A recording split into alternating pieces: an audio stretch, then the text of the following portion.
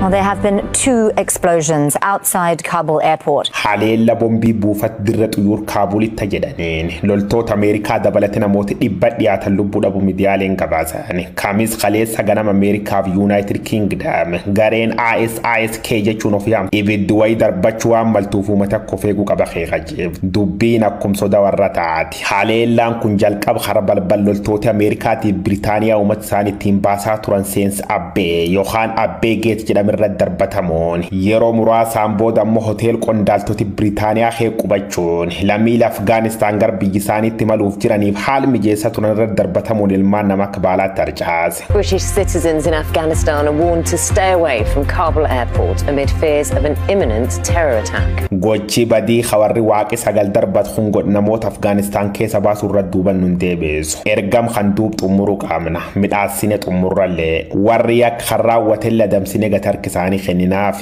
gochi shororkeessitoota haamileen umbuusuun jechi pirezidaantii Ameerikaa Joseph Biden Jr.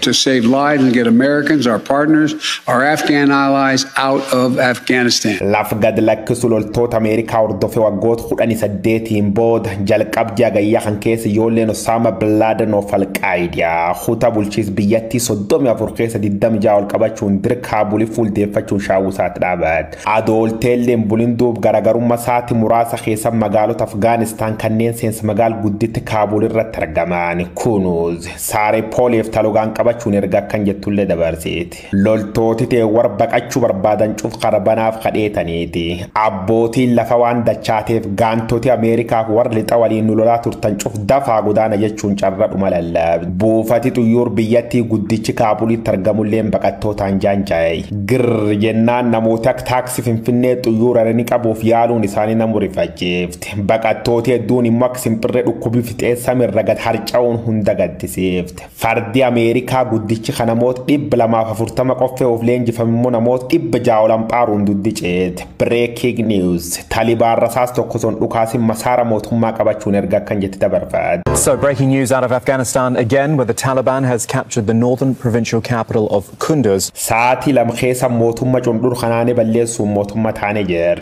Hunseen addunyaa irratti hin beekneef duuniyaa qofa don taane akira keessallee kattiin boon kajer qondaale Afgaanistaan Abdul Ghani Barada.